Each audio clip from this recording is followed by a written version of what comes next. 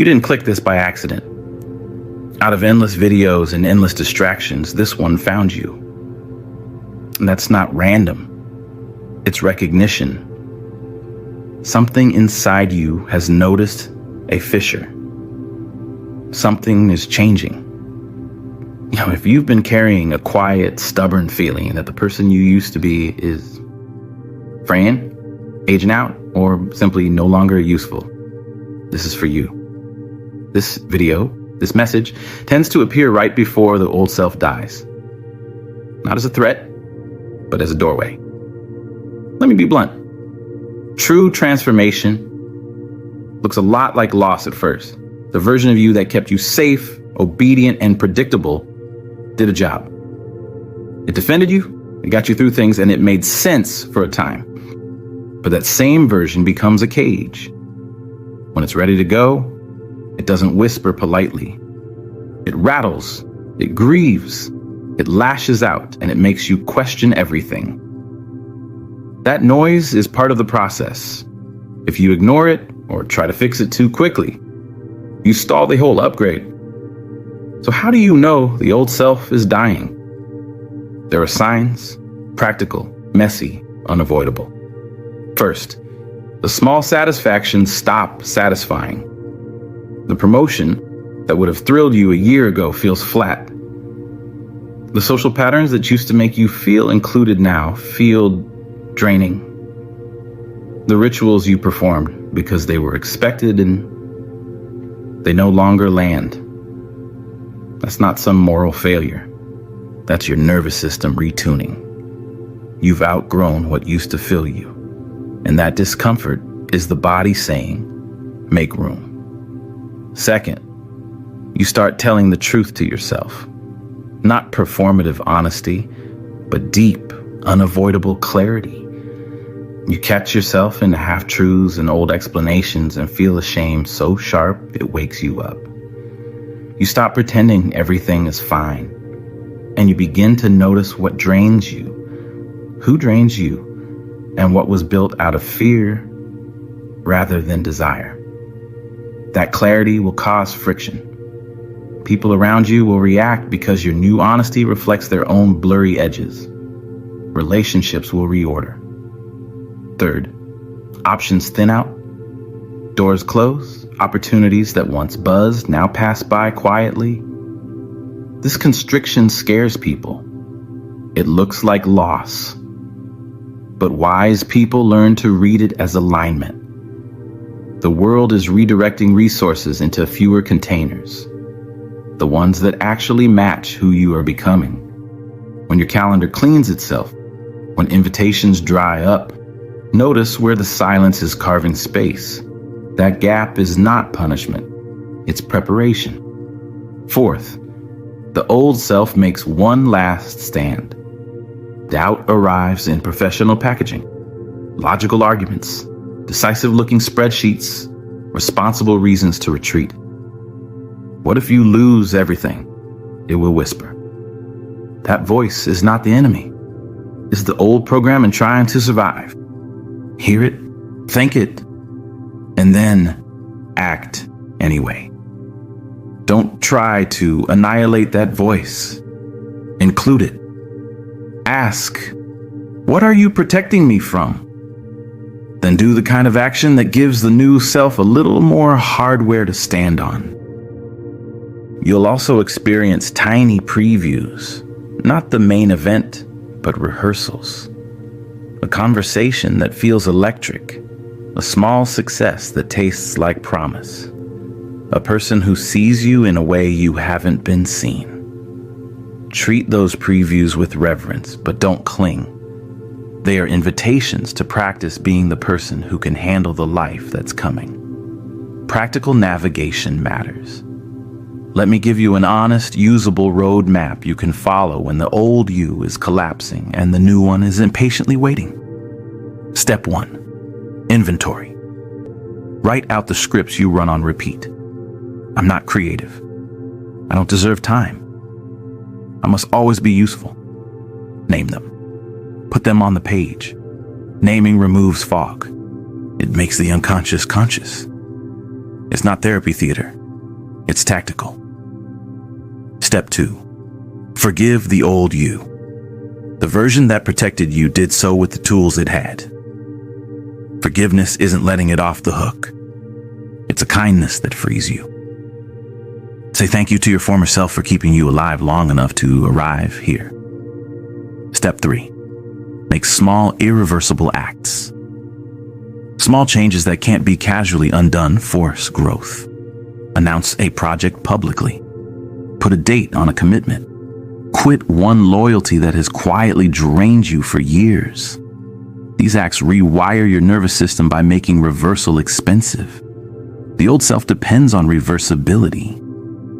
Remove that safety net in small, measured ways, and your mind stops rehearsing retreat.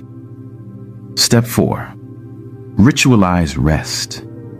The death of an identity consumes energy. You need restoration built into the plan. That means intentional naps, walking with no podcast, doing nothing for 20 minutes. Rest is not laziness, it's the refueling required to create. Make rest a non-negotiable strategy. Step 5. Cultivate a witness.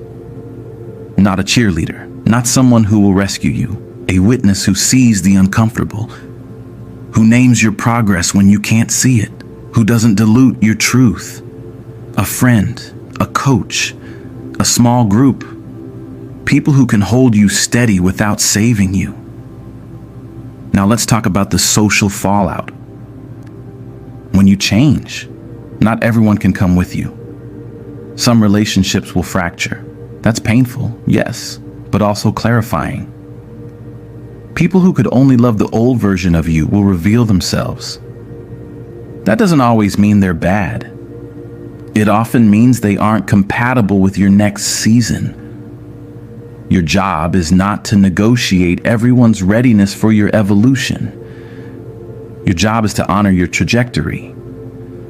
A few practical scripts for boundary setting when pushback arrives.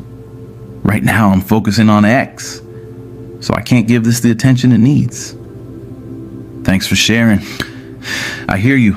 I'll take care of what I can. I'm choosing differently now, and I need you to respect that. Short. Clear. No defense. People will test your new edges. Test them back with kindness and firmness. There's also the scarcity test. Suddenly money may tighten or opportunities may delay. That's when the mind's old safety arguments roar the loudest. Financial constriction is not always a cosmic punishment. Sometimes it's a pruning that forces alignment. Use scarcity as a refining tool. Tighten what doesn't matter so you can expand what does. Practical steps. Reduce one subscription. Time block creative hours and make 3 small side moves that build optionality. Teach a class. Freelance a small project or trade skills with someone. Action dissolves panic. One truth I want you to hold. Grief is not optional, and it is not a sign of failure. When your old identity dies, you will grieve. That grief is a freeing agent. Let it move through you. Journal the losses. Tell a trusted friend. Ritualize the release. Write a letter to the old you and burn it or bury it. Rituals help the mind accept endings that words alone can't process. Another useful practice is name it to tame it. When intense feeling arrives, give it a label. This is fear. This is anger. This is old guilt. When you label the emotion, it loses some of its charge. Use grounding tools. 5 slow breaths, a 5, 4, 3, a 2, 1 sensory check, or a 10-minute walk. Small pilots of calm recalibrate the system. You'll also find yourself more intolerant of small talk and more hungry for depth. That's normal. Seek people who can hold conversation that matters. Read books that expand your interior life. Start asking better questions. Replace "how are you" with "what's changing for you right now." Ask friends about their edge. These moves will upgrade your social field. Let me tell you a real-life example, so this isn't just philosophy. A friend I know was the dependable yes person at work and in relationships. When the old self began to die, she started saying no to evening meetings, stopped volunteering for projects she didn't value, and carved morning time for writing. People complained. Clients wondered if she was still committed. Money tightened for a season. She nearly panicked and almost retreated. She didn't. Within a year, she had a smaller client list that paid better, 2 writing opportunities she loved, and friendships that honored her time. The old version kept her safe in very specific ways, but the new version opened up a life that felt like home. There will be tests. The universe loves them before major shifts.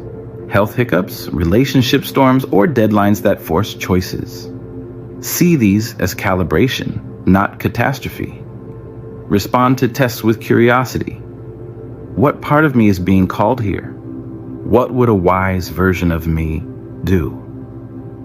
Small disciplined responses beat dramatic reactions.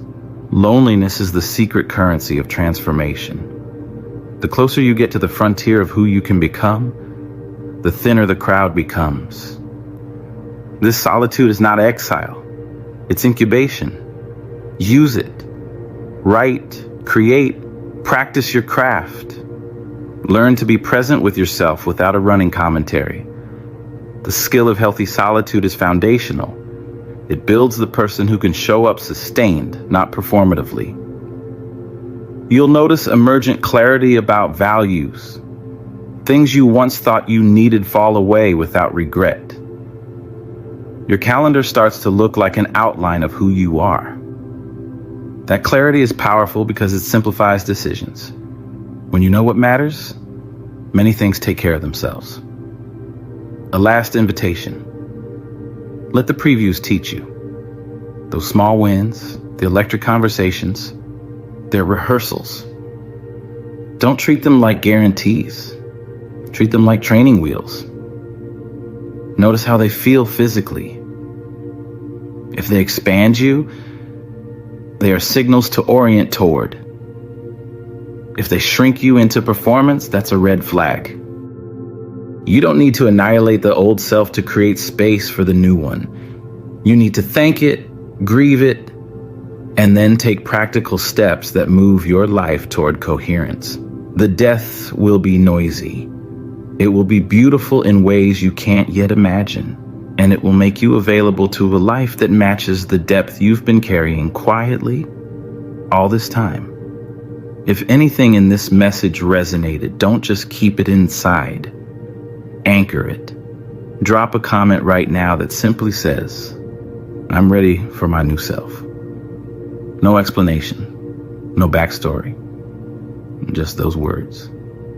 Why? Because when you declare it publicly, you shift it from a private thought into a living commitment. That small act plants a flag in the ground. It tells your old self, "I've moved on." And it tells your future self, "I'm ready for you." If you know someone standing at the same threshold, share this video with them and invite them to write it too. The old version served you. Thank it. Grieve it. Release it. Then gently, bravely, live the life that version could only dream of. The world needs the person who's on the other side of this death.